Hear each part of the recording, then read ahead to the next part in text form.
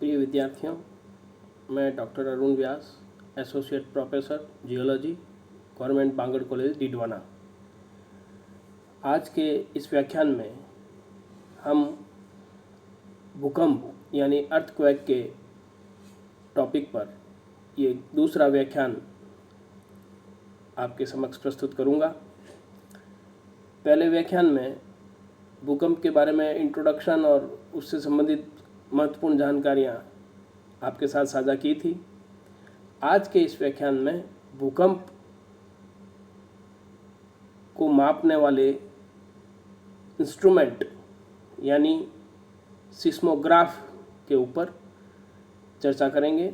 इसके अलावा जो भूकंप आते हैं, अर्थक्वेक जब आते हैं तो उनकी तीव्रता से संबंधित उसके मैग्नीट्यूड एवं उसके इंटेंसिटी, इन दोनों आयामों पर भी हम इस व्याख्यान में चर्चा करेंगे तथा इनके अलावा अर्थक्वेक के डिस्ट्रीब्यूशन यानी भूकंप के वितरण से संबंधित, चाहे वो विश्व के दृष्टिपटल पर हो या भारतीय परिप्रेक्ष्य में हो, तो भूकंप के वितरण, उसकी तीव्रता और भूकंप के मापने के यंत्र अर्थात सिस्मोग्राफ, इन तीन विषयों को समाहित कर अर्थक्वेक के पार्ट 2 के इस व्याख्यान में हम आज इस पर चर्चा करेंगे।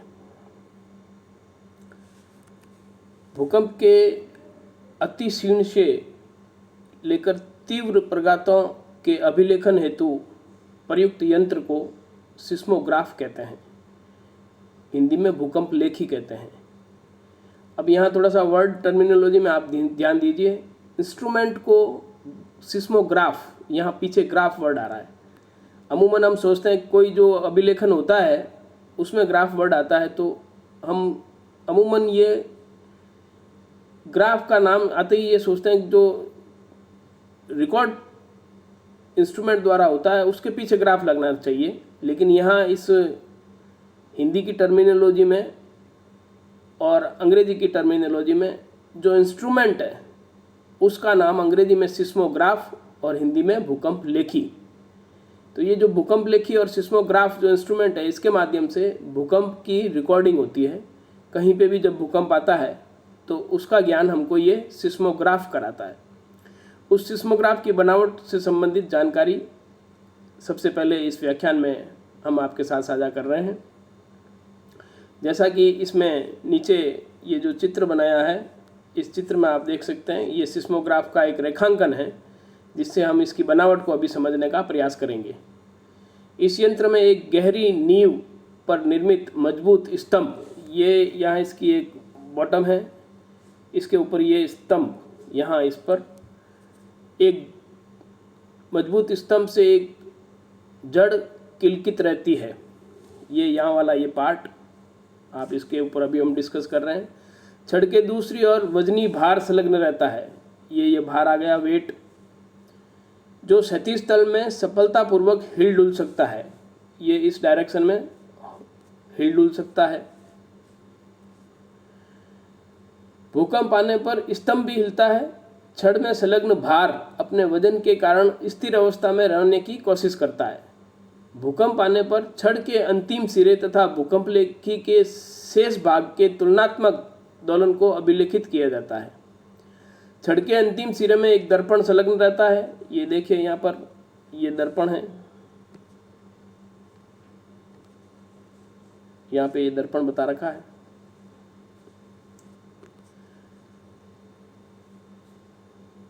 तथा कुछ दूरी पर एक लंबे स्क्रू पर घूमने वाले ड्रम पर, अब ये ड्रम जो है, ये ड्रम है, ड्रम पर फोटोग्राफी वाला कागज लिपटा रहता है। ड्रम घूमने पर इसके ऊपरी लिपटी हुई फोटोग्राफी सीट पर प्रकाश किरण के लंब रूप घूमती है और भूकंप के दौरान इस फोटोग्राफी सीट पर प्रकाश किरण द्वारा भूकंप की तरंगें अभिलिखित हो जाती है। तो ये पूरा सेटअप है सिस्मोग्राफ का, जो रेखांकन द्वारा आपको समझाया गया है। इसको आसान शब्दों में एक अन्य उदाहरण के साथ मैं आपको समझाने का प्रयास करूं तो हमको वो ज़माना याद होगा जब मोबाइल का दौर नहीं था और एसटीडी बूथ हुआ करते थे।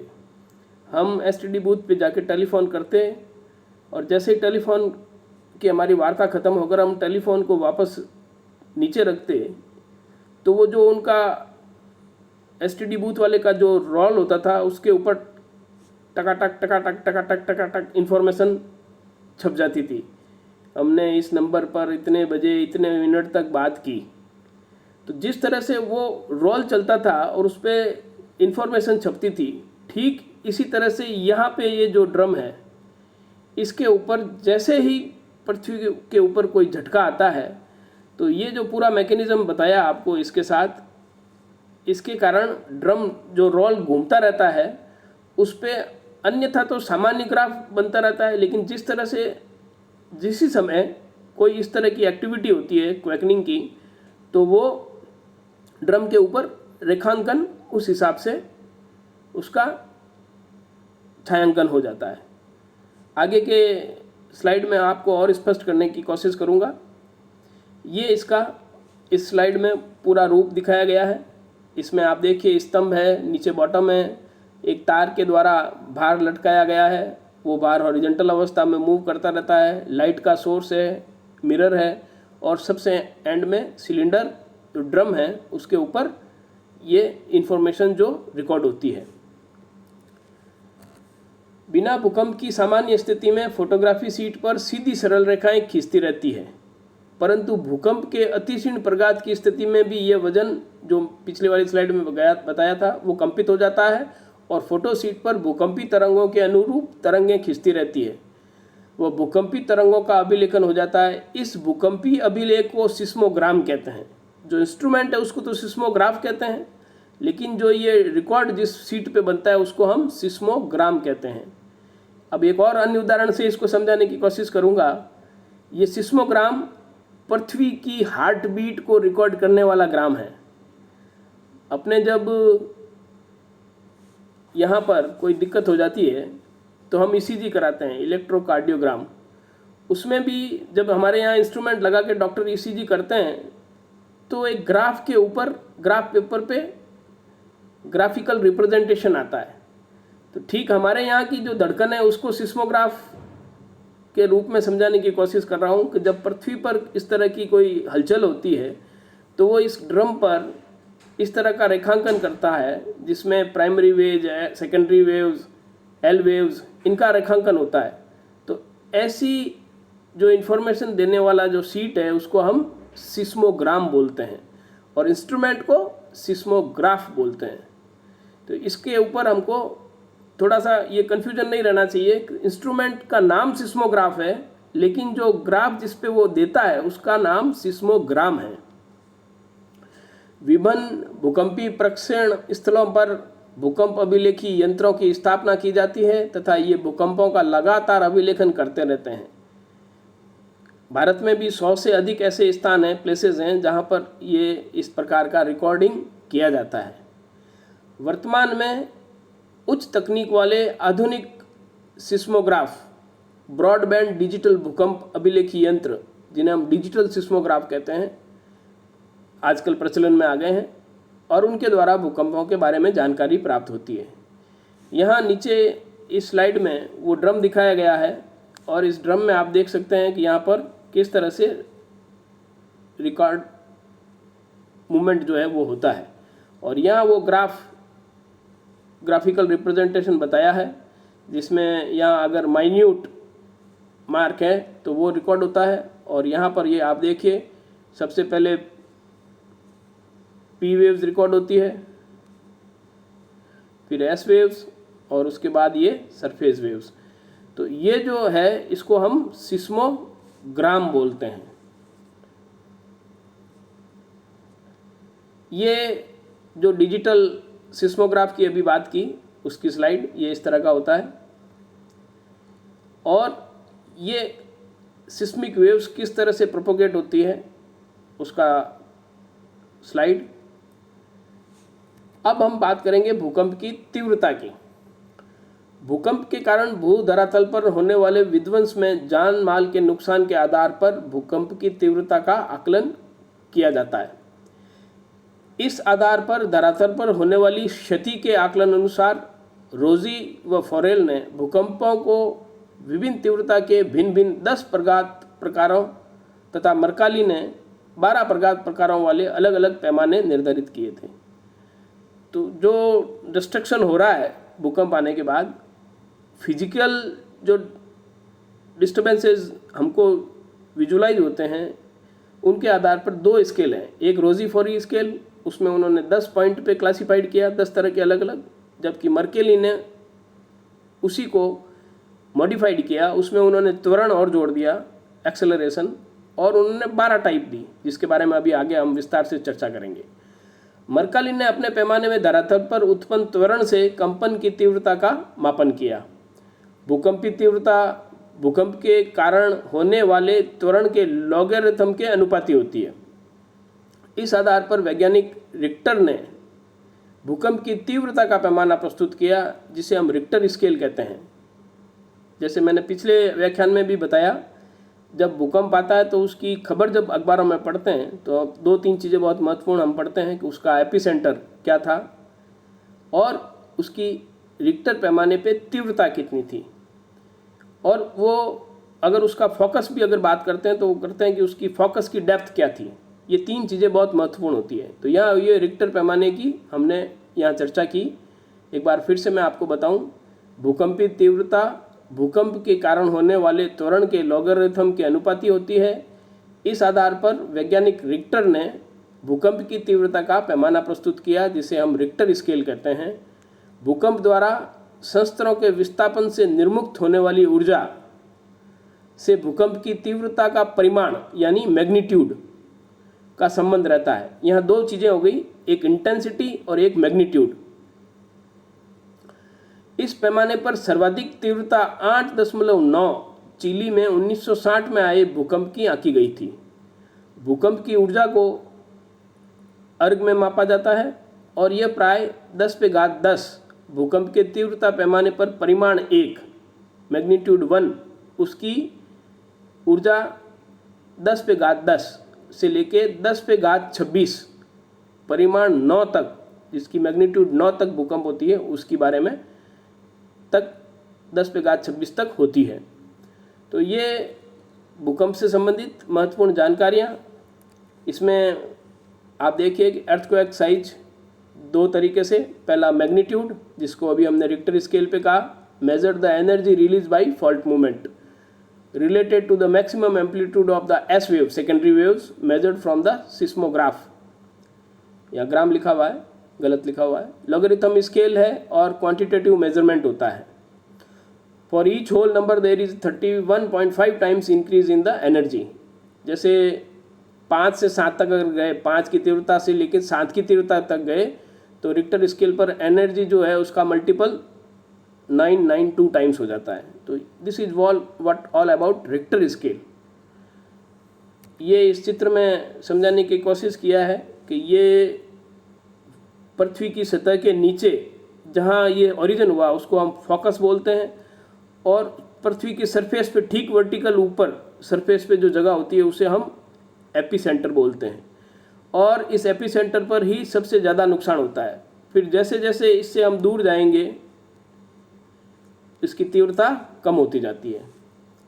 तो ये एक स्लाइड जिसमें हमने आपको फोकस और अर्थक्वेक, ये फोकस जहाँ से स्टार्ट होता है ओरिजिन, अब इसके आधार पर भी 3 तरह के भूकंप होते हैं, डीप सीटेड, इंटरमीडिएट और सेलो अर्थक्वेक। सेलो अर्थक्वेक जो होते हैं वो पृथ्वी की सतह से 10-15 किलोमीटर नीचे से ही प्रारंभ हो जाते हैं, और जो इंटरमीडिएट होते हैं वो 40, 50, 60 किलोमीटर नीचे से ओरिजिनेट होते हैं, और जो डीप सीटेड होते हैं वो 100 किलोमीटर्स नीचे डेप्थ से ओरिजिनेट होते हैं। अब हम अर्थक्वेक के डिस्ट्रीब्यूशन की बात करेंगे। भूकंप के वितरण से संबंधित जानकारी हम आपके साथ साझा करेंगे। पृथ्वी पर कोई भी क्षेत्र भूकंप से अछूता नहीं है। पृथ्वी पर आने वाले भूकंपों के 95% भूकंप 2 कटिबंधों में अधिकता आते हैं। ये 2 कटिबंध जो क्षेत्र हैं पृथ्वी के ऊपर, वर्ल्ड के मैप में आपको अभी दिखाने की कोशिश करेंगे। पहला कटिबंध प्रशांत महासागर को चारों ओर से घेरता हुआ है। इसे परिप्रशांत कटिबंध या सरकम पैसिफिक बेल्ट कहते हैं। यह कटिबंध 40,000 किलोमीटर लंबाई और 150 से लेकर 350 किलोमीटर की चौड़ाई तक विस्तृत है। पहला जो बेल्ट है सरकम पैसिफिक बेल्ट या प्रशांत महासागर को चारों ओर से घेरने वाला परिप्रशांत कटिबंध। पृथ्वी पर आने वाले अधिकतर भूकंप इसी कटिबंध क्षेत्र में आते हैं। और जो दूसरा एरिया है, दूसरा कटिबंध पूरब से पश्चिम की ओर फैला हुआ है। इस कटिबंध का विस्तार दक्षिण एशिया माइनर, भूमध्य सागर क्षेत्र, आजोर, पश्चिमी द्वीप समूह, मध्य अमेरिका, हवाई द्वीप समूह, पूर्वी द्वीप समूह से होते हुए म्यांमार, हिमालय तथा आल्प्स क्षेत्र तक है। इस कटिबंध को भूमध्य भूकंपी कटिबंध या मेडिटेरेनियन सेस्मिक बेल्ट बोलते हैं। तो पहला बेल्ट सरकम पैसिफिक बेल्ट और दूसरा मेडिटेरेनियन सेस्मिक बेल्ट, यानी पहला परिप्रशांत कटिबंध और दूसरा भूमध्य भूकंपी कटिबंध। इन दो बेल्ट्स के अलोंग ही अधिकतर सारे भूकंपों का जो डिस्ट्रीब्यूशन है वो इनके साथ जुड़ा हुआ रहता है। इन दोनों कटिबंधों के अलावा मध्य अटलांटिक कटक क्षेत्र, पूर्वी अफ्रीका की रिफ्ट घाटी क्षेत्र और प्रशांत महासागर और हिंद महासागर क्षेत्र में भी भूकंप आते रहते हैं। विश्व में हर वर्ष करीब 10 लाख भूकंपन होते हैं, किंतु इनमें से 95% की तीव्रता 2 से कम होने के कारण हमको ये महसूस नहीं होते।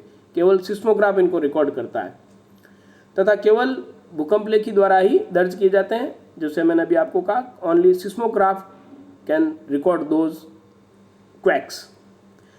एशियाई देश में भी भूकंप खूब आते हैं, तो अर्थात एशियाई देश भी भूकंपों से प्रभावित हैं। पृथ्वी की गहराई में होने वाली आंतरिक हलचलों के पृष्ठीय रूप भूकंप और ज्वालामुखी हैं, यानी जो पृथ्वी के इंटीरियर में जो एक्टिविटी हो रही है उसका सरफेस पे रिफ्लेक्शन अर्थक्वेक और वोल्केनो के रूप में हमको दिखाई देता है। अतः पृथ्वी के ज्वालामुखी कटिबंध और भूकंपी कटिबंध दोनों एक ही है। इसका अर्थात ये हुआ कि अर्थक्वेक और ज्वालामुखी ये दोनों, यानी अर्थक्वेक और वोल्केनो, भूकंप और ज्वालामुखी, इन दो बेल्ट्स सरकम पैसिफिक बेल्ट और मेडिटेरेनियन सेस्मिक बेल्ट के अलोंग ज़्यादातर पाए जाते हैं। ये इस मैप में आप देखिए, वर्ष 1900 से लेके वर्ष 2017 के जितने भी डाटा हैं उसके आधार पर आप देखिए, यहाँ पर ये 9 से अधिक के भूकंप, 8 से 8.9 के भूकंप, 7 से 7.9 के भूकंप और 6 से 6.9 के भूकंप, यानी मोर देन 6 इंटेंसिटी के जितने भी भूकंप इन वर्षों में आए हैं उनका यहाँ बिंदुओं के द्वारा, यहाँ जो ये नोटेशन बताया गया है ब्लैक कलर में, उसके बाद छोटे छोटे गोला छोटा होता जा रहा है। तो ये 6 से लेके 9 तक की भूकंप, 8.9 का जो था तो उसको 9 मानते हुए आप देखिए कि यहाँ 4 ऐसे ब्लैक डॉट्स हैं, एक यहाँ पे, एक यहाँ पे, एक यहाँ पे, एक यहाँ पे और 5वां यहाँ पे। ये वो हैं जो हाईएस्ट इंटेंसिटी के रिकॉर्डेड अर्थक्वेक हैं। और अगर हम देखें तो ये पूरा एरिया अर्थक्वेक से रिलेटेड हो गया। इसमें वो दोनों सरकम पैसिफिक और मेडिटेरेनियन बेल्ट दोनों का समावेश हो गया। अब यहाँ देखने की वाली बात यहाँ ये है कि जो कॉन्टिनेंट्स हैं उनके मार्जिन्स पे देखिए आप, जो हमने प्लेट टेक्टोनिक्स आपको पढ़ाया था, तो ये जितने भी वो एरिया वो हैं जो प्लेट से संबंधित एरियाज़ हैं। तो प्लेट टेक्टोनिक्स जब हमने आपको पढ़ाया उस समय भी आपको बताया प्लेट्स के मूवमेंट के साथ सिस्मिक एक्टिविटीज़ एसोसिएटेड होती है और उसी कारण ये अर्थक्वेक आते हैं। भारत के संदर्भ में बात करें, भारत में ऊपर जो एक्स्ट्रा पेनिनसुला पार्ट है, प्रायद्वीपीय क्षेत्र, वो ज़्यादा सेंसिटिव है। हालांकि नीचे भी हमने देखा है गुजरात, महाराष्ट्र, आजकल तो हम पेनिनसुला में भी इसको भी सेफ नहीं मानते, प्रायद्वीपीय क्षेत्र में भी भूकंप रिकॉर्डेड है। तो कोई ऐसा क्षेत्र नहीं, जैसा हमने पहले भी कहा, जो भूकंप से अछूता रहा हो। भारत में असम से लेकर कश्मीर तक विस्तृत हिमालय पर्वतीय क्षेत्र भूकंप की दृष्टि से अति संवेदनशील है। हिमालयन रीजन जो है हमारा एक्स्ट्रा पेनिनसुला का, वो मोस्ट सेंसिटिव जोन है। और जब प्लेट टेक्टोनिक्स पे चर्चा की थी और अर्थक्वेक के पहले वाले व्याख्यान में हमने आपके साथ चर्चा की, तब भी बताया था कि हिमालयन रीजन में जो फॉल्ट मूवमेंट्स के साथ जो एनर्जी एक्युमुलेट हो रही है वो एनर्जी एक्युमुलेशन कभी भी प्लेट मूवमेंट्स में, प्लेट टेक्टोनिक्स के रीएडजस्टमेंट के दौरान अर्थक्वेक के रूप में एक्स्ट्रा पेनिनसुला पार्ट में कभी भी एक बड़े भूकंप की चेतावनी देती रही है। यही हमने इस सेंटेंस में समझाने की कोशिश की है कि भारत में असम से कश्मीर तक विस्तृत हिमालय पर्वतीय क्षेत्र भूकंप की दृष्टि से अति संवेदनशील है। गंगा, यमुना तथा ब्रह्मपुत्र नदियों के मैदानी क्षेत्र तथा भारत के दक्षिणी प्रायद्वीपीय क्षेत्र भी भूकंप से प्रभावित हैं। कच्छ और अंजार गुजरात में, असम, अंडमान निकोबार द्वीप समूह, जम्मू कश्मीर, शिलांग, प्लेटू या पठार, पूर्वोत्तर प्रदेश, हिमाचल, जबलपुर, कोयना और लातूर महाराष्ट्र से, उत्तर काशी, ये वो क्षेत्र हैं जो भूकंपों ने इन क्षेत्रों में अपने destructions in the past history recorded है। अति संवेदनशील भूकंप प्रभावित क्षेत्रों में नवीन तकनीक से भूकंपरोधी इमारतों के निर्माण के द्वारा नुकसान से बचाव किया जा सकता है। स्टील ढांचे और प्रबलीकृत कंक्रीट के इस्तेमाल से तथा लकड़ी के तख्तों के उपयोग से भूकंपरोधी भवनों का निर्माण किया जा सकता है। इन भूकंप प्रभावित क्षेत्रों के मकानों में यथासंभव खिड़कियां दरवाजों की संख्या कम रखनी चाहिए। जो अर्थक्वेक प्रोन एरियाज़ हैं, ऊपर जैसे नॉर्थ ईस्ट में हैं, तो वहाँ हम देखते हैं कि जो भूकंपरोधी भवन बनते हैं उसमें खिड़कियां दरवाजे कम होते हैं, लकड़ी का ज़्यादा उपयोग करते हैं। तो इस तरह से हम उससे भूकंप से होने वाले नुकसान से बच सकते हैं। यहाँ ये इस स्लाइड में हम देख सकते हैं कि यहाँ टेक्टोनिक्स जो इंडियन प्लेट है वो किस तरह से मूव कर रही है नॉर्थ ईस्ट दिशा में, लगभग 40-45 millimetre per year Eurasian plates के साथ जाकर टक्कर करती है। तो इस मैकेनिज्म प्लेट टेक्टोनिक्स के कारण जो मूवमेंट है उसके कारण अर्थक्वेक की संभावनाएं बनी रहती है। और यहाँ इस क्षेत्र में, इस मैप में हमने 5 से लेकर 8 तक की भूकंप इंटेंसिटी के जो आए हैं इन द पास्ट, उनको भारत के संदर्भ में इस स्लाइड में दिखाने का प्रयास किया है। ये एक और भारत का नक्शा और इसके सापेक्ष आप देखिए 8 से 9 वाले भी इसमें दिखाए गए हैं भूकंप, यहाँ नीचे देखिए, और 4 से लेके 9 तक के भूकंप अलग अलग कलर में, अलग अलग शेड में आप यहाँ देख सकते हैं। विनाशकारी जो भूकंप ज़्यादा इंटेंसिटी के हैं उनको यहाँ शो किया गया है। तो ये ऐसा क्षेत्र है जहाँ पर हमने देखा कि ज़्यादातर भूकंप रिपोर्टेड हैं। यहाँ इस स्लाइड में एक बार फिर देखिए आप, मैग्नीट्यूड 5 से लेके 8 तक के, यहाँ 5 से 8 तक के मैग्नीट्यूड के, 5 का छोटा गोला, 6 का थोड़ा बड़ा गोला, 7 का बड़ा गोला और 8 का सबसे बड़ा गोला रेड सर्कल में आप इस में फिर देखेंगे। तो ये ऐसा क्षेत्र है जहाँ पर अधिकतर भूकंप भारत में रिकॉर्डेड किए गए हैं। भूकंपीय तीव्रता की माप तथा उसके लगभग समान परिमाणों की तालिका, जो अभी हमने पहले आपको बताया मर्काली स्केल के बारे में, 12 पॉइंट जो स्केल मर्काली ने दी, वो इसमें यहाँ दिखाई गई है। इसमें यहाँ ये 1 से 12 तक का अलग अलग उनका वर्गीकरण, ये उनकी टाइप्स, प्रघात किस प्रकार का है, और उसमें त्वरण एक्सेलरेशन ये कितना रहता है उसकी सूचना यहाँ दी गई है। और अधिकतम ज्ञात का समान परिमाण यहाँ इसमें इस कॉलम में दिखाया गया है। तो इसमें आप देखिए जो 1 नंबर होता है, 1 नंबर की तीव्रता का, वो मात्र यंत्रों द्वारा यानी सिस्मोग्राफ द्वारा ही ज्ञात होता है, हम उसको महसूस नहीं कर सकते। उसमें भूमि का अधिकतम त्वरण 10 मिलीमीटर प्रति सेकंड होता है। जो सेकंड कैटेगरी है वो भी मंद होती है, उसमें 25 मिलीमीटर प्रति सेकंड का त्वरण होता है और उसका अधिकतम ज्ञात का समान परिमाण 3.5 से लेकर 4.2 होता है। तो ये जो पहली दोनों कैटेगरियां हैं वो हमें महसूस नहीं होती, केवल सिस्मोग्राफ रिकॉर्ड करता है। उसके बाद 3, 4, 5, 6 से लेकर 12 तक उसको हमने कैटेगरी में हल्का, सामान्य, थोड़ा शक्तिशाली, शक्तिशाली, अधिक शक्तिशाली, विनाशकारी, विनिष्टकारी, विध्वंसकारी, अत्यंत विध्वंसकारी और प्रलयंकारी।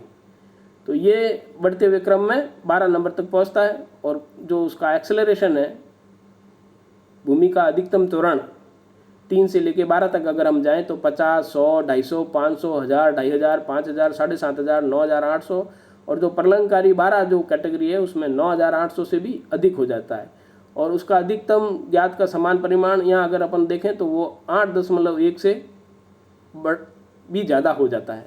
तो ये मर्केली स्केल है जिसको अभी हमने पहले भी डिस्कस किया। इंटेंसिटी और मैग्नीट्यूड, पहले हमने रिक्टर स्केल पे मैग्नीट्यूड की बात की, ये इंटेंसिटी जो फिजिकल अपीयरेंसेस के आधार पर है मर्केली स्केल में, उसके बारे में इसमें दिखाया गया। भारतीय मानक संस्थान ने भारत में आए भूकंपों की तीव्रता को अभिलिखित करते हुए तथा भूकंपीय क्षेत्रों को दर्शाते हुए मानचित्र का प्रकाशन किया। पहले जब उन्होंने इस प्रकार का मैप बनाया तो उन्होंने 5 कैटेगरी दी, 1, 2, 3, 4 और 5 रोमन में। पहली कैटेगरी वाला जो प्रदेश या का जो क्षेत्र है उसको भूकंपीय तीव्रता 5 या 5 से कम, ये यहाँ पर देखिए आप। दूसरी कैटेगरी में वो आते हैं जहाँ पर 6 की तीव्रता के भूकंप आते हैं, तीसरी में 7 की तीव्रता के, चौथी कैटेगरी में 8 की तीव्रता के और 5वीं कैटेगरी में भूकंपीय तीव्रता 9 या उससे भी अधिक होती है। तो ये इस तरह से उनका कैटेगराइजेशन किया गया। लेकिन 1984 में जो नक्शा बनाया उसका 2000 में उसका मॉडिफाइड किया गया। उसके बारे में अगर हम चर्चा करें तो भारतीय मानक ब्यूरो द्वारा 1984 में भारत को भूकंपीय आधार पर 5 खंडों में बांटा गया था। खंड 5 के क्षेत्र भूकंप के लिहाज से सर्वाधिक संवेदनशील माने जाते हैं क्योंकि यहाँ भूकंपीय तीव्रता 9 से अधिक वाले भूकंप आते हैं। वहीं खंड 1 के क्षेत्र में भूकंप की संभावना सामान्यतः क्षीण मानी जाती है। राजस्थान का क्षेत्र खंड 3, 2 व 1 में था। वर्ष 2000 में भारतीय मानक ब्यूरो द्वारा नया वर्गीकरण जारी किया गया जिसमें खंड 1 हटा दिया गया और इसमें आने वाला क्षेत्र खंड 2 में वर्गीकृत कर दिया गया। अर्थात भारत का वर्तमान में कोई भी क्षेत्र भूकंप की दृष्टि से क्षीण नहीं माना गया है। पहले जो 5 कैटेगरी थी उसमें जो नंबर 1 कैटेगरी थी उसको बाद में हटा दिया गया और उसको कैटेगरी 2 में ही समाहित कर लिया गया। भारतीय मानक ब्यूरो आगे नक्शे में आपको समझाने के प्रयास करेंगे इसको कैसे नक्शे के द्वारा जो कैटेगराइजेशन किया गया है, कौन सा क्षेत्र किस कैटेगरी में आता है, उसको अभी अगली स्लाइड में आपको समझाने का प्रयास करेंगे। भारतीय मानक ब्यूरो द्वारा वर्ष 2000 के वर्गीकरण के अनुसार राजस्थान का क्षेत्र खंड अब 4, 3 और 2 में आता है। बाड़मेर और सिरई जिलों का पश्चिमी भाग तथा अलवर जिले का उत्तरी सेक्शन खंड 4 में, यानी ये वो ज़्यादा रिस्क वाले एरिया हैं। बाड़मेर, सिरोही व अलवर जिले का शेष भाग बीकानेर, जैसलमेर, पूर्वोत्तर जिले जैसे झुंझुनू, सीकर और भरतपुर को खंड 3 में और प्रदेश का बाकी का शेष भाग खंड 2 में कैटेगराइज किया गया है। ये वो नक्शा है जिसकी मैंने अभी आपको बात की। ईयर 2002 का एडिशन है। इसमें आप देखिए about 59% of the land area of India is liable to seismic hazard damage. इसमें जोन 5, जोन 4, जोन 3 और जोन 2 ये यहाँ दिखाए गए हैं अलग अलग कलर में। और इन कलरों को यहाँ इस नक्शे में आप देख सकते हैं कि जो जोन 2 जो लो रिस्क एरिया है वो ये लो रिस्क एरियाज हैं। उसके बाद येलो कलर में जोन 3 इसमें नक्शे में दिखाए गए हैं कलर येलो वाले, और सेफ्रॉन कलर में कैटेगरी 4 जो हाई रिस्क जोन है, इंटेंसिटी जिसमें 8 तक होती है वो इसमें दिखाए गए हैं। और जोन 5 जो वेरी हाई रिस्क जोन है, area liable to shaking intensity 9 and above, 9 या उससे अधिक के भूकंप जिनमें रिपोर्टेड हैं उनको दिखाया गया है। वो क्षेत्र जैसे यहाँ अपन देख सकते हैं, यहाँ पे कुछ बेल्ट में यहाँ पे और कुछ यहाँ पर। तो ये इस तरह से इस नक्शे में समझाने की कोशिश की है। अब अगर हम देखें तो जोन 2 में लैंड पार्ट लगभग 40.93 यानी 41% एरिया जो है जोन 2 में है। लो रिस्क जोन एरिया जो भारत का है 41%। जोन 3 में लगभग हम देखें तो लगभग 31% एरिया है। जोन 4 की बात करें तो 17.5% एरिया जो है लगभग जोन 4 में है। और यहाँ जोन 5 जो हाई रिस्क एरिया है उसकी परसेंटेज लगभग 11.5 से भी अधिक % में हम देख सकते हैं। तो ये इस नक्शे में जो कैटेगराइजेशन है उसको समझाने का प्रयास किया गया है। यह हिंदी में उसी का संस्करण ये हिंदी में बताया गया है जो अभी हमने पहले वाली स्लाइड में अंग्रेजी में देखा। और उसके बाद ये राजस्थान का क्षेत्र, राजस्थान में भी जब हमने चर्चा की तो ये वाला रिस्क वाला एरिया है, हाईएस्ट रिस्क वाला, और ये जो है वो सेकंड रिस्क में है, और बाकी का जो लाइट एरिया जो बचा है वो सेकंड कैटेगरी का। तो सेकंड जोन, थर्ड जोन और फोर्थ जोन, फिफ्थ जोन यहाँ पर राजस्थान में नहीं है। ये एक बार फिर से आपके साथ इस व्याख्यान को समाप्त करने से पहले, भूकंप आने पर सबसे पहले हमें क्या करना चाहिए? मकान दफ्तर से बाहर निकलने की कोशिश करें, खुले मैदान की तरफ भागें, किसी भी मकान या इमारत के नीचे नहीं खड़े हों, लिफ्ट का इस्तेमाल नहीं करें, सीढ़ियाँ उतरें। अगर बाहर निकलना मुमकिन नहीं हो तो मेज़ के नीचे छिप जाएं और बिजली के स्विच बंद कर दें। और मकान के अंदर हैं तो कोने तक पहुँचें, मकान का वो हिस्सा ज़्यादा मजबूत होता है, किसी कॉर्नर को पकड़ें ताकि वो थोड़ा ज़्यादा सेफ होता है। तो अगर भूकंप आ जाए और सूचना देके नहीं आता है, ये तो कैलामिटी है, नेचुरल कैलामिटी, एकदम से आ जाए, तो भूकंप आने पर हम अंदर रह गए तो हम कैसे अपने आप को सेव करें? और पहला काम, जैसे ही अर्थक्वेक आता है हमको घर छोड़कर बाहर आ जाना चाहिए खुले मैदान में। तो ये जानकारी हमने आज आपके साथ भूकंप से संबंधित साझा की। उम्मीद है इससे संबंधित जो असाइनमेंट में जो प्रश्न पूछे जाएंगे उसका आप उत्तर देंगे और इसकी PDF बनाकर भी आपके साथ व्हाट्सएप ग्रुप में साझा की जाएगी।